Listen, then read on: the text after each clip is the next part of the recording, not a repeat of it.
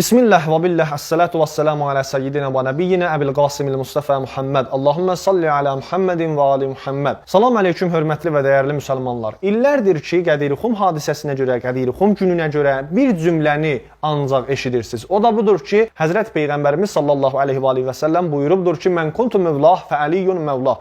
Mən hər kəsin mövlasıyamsa, Əli də onun mövlasıdır. Sünnilər, Vəhabilər, Sələflər, ümumiyyətlə Şiə müxalifləri deyirlər ki, bu cümləni yozurlar və deyirlər ki, burada dost mənasındadır mövla kəlməsi. Yəni Həzrət Peyğəmbərimiz buyurubdur, mən hər kəsin dostuyamsa, Əli də onun dostudur.